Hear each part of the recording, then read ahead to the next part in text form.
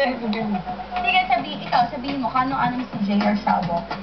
Kaibigan ko yun. Okay, ito ang mga ka-freshness. Si Tony magsasalita sa ating juicy one-on-one.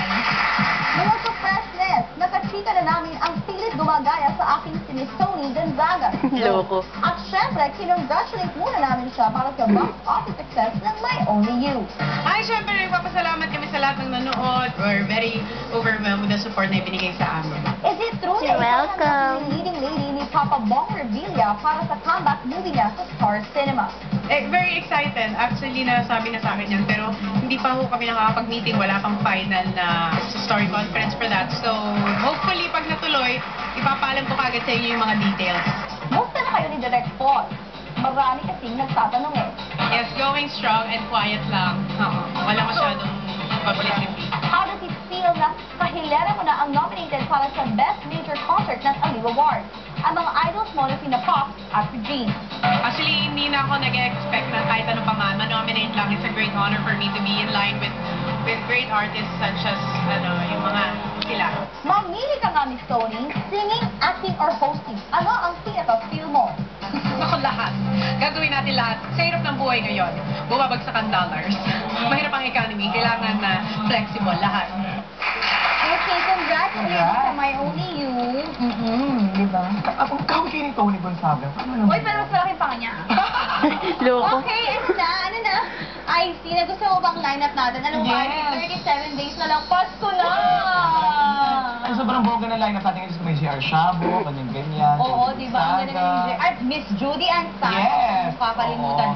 Pero alam mo, I'm sure yung mga ka-friends natin, nag-e-expect na ngayon ng mga pambaon nila, mga pabaon natin sa kanilang pamasko dahil malapit na ang Pasko. Ay, kasi kung sila mag-alala, sobrang bongga natin. Maghintay lang kayo, huwag kayong excited. Huwag kayo mapag-expect. Naman nagalit, hindi mga ka-friends, lumapit lang kayo dahil mas marami pa kami mga surprise at pabonggang pamasko sa Yes. inyo. At Diyos ko, alis na rin pala ako at kailangan ko maghanda para sa ating Juicy Wednesday, di ba? Gusto ko pag alis ka, magtatumbling ka kasi mataas energy natin. O sige, mamaya. Sige. Thank you so much sa Torre Vicky Bello. Vivian Sarabia for my eyewear. Eyewear? May support. Eyewear, oh. Edsa siya, Watering Hole, Edsa Shangri-La, Eisen Salon. Ayun. Okay, sige, bye. Sige, bye-bye. Oh, gusto Bye, ko mga mag-tumbling ka-freshness. ka. Ayoko, hindi ako marunong eh. I don't like. Bye! Okay, you see that? Yan mga energy namin eh, mga ka-freshness. Nako, hindi pa rin syempre tayo matatapos dahil kailangan basahin pa rin natin ang ating mga emails sa aking malaking laptop, okay? Well, hi Juicy mga ka-freshness and to the ever-energetic host Alex. Thank you so much, you're so appropriate today. Keep the show rocking. I just want to know the title of the song played in the end of the show. I really love it. Thanks. Keep it up mga freshness. May of Bulacan. Yun ang team song ng Juicy. Ang juicy. Okay? Yun mga ka-freshness. Kaya kung gusto nyo, nako, sabihin nyo lang sa amin dahil isasend namin sa inyo. Diba? Sino kumanta ng Juicy na yun? Okay. Ha? Marcus Davis po ang kumanta nun, and that's entitled Juicy for our show. Thank you so much, May. Kayo rin mga ka-freshness. Kung nabibirtuan kayo sa set namin, ako nagagandahan kayo, magtanong lang kayo sa amin. You can just email us at juicy@tv5.com.ph. Diba?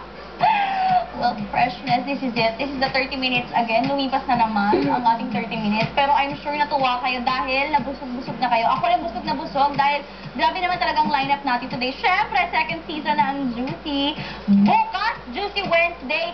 Hindi pa rin kami magpapaawat dahil eksklusibo at sumasabog na Juicy Wednesday. Miss Roxanne Ginoo, ang woman of the hour, magsasalita na tungkol sa lahat ng issue ibinabato sa kanya. Tunghayang yan mga ka-freshers. Ako gusto ko magpasalamat sa Shapes, Face and Curves, Dr. Ionis Pina for my Invisalign, and Pad for my accessories.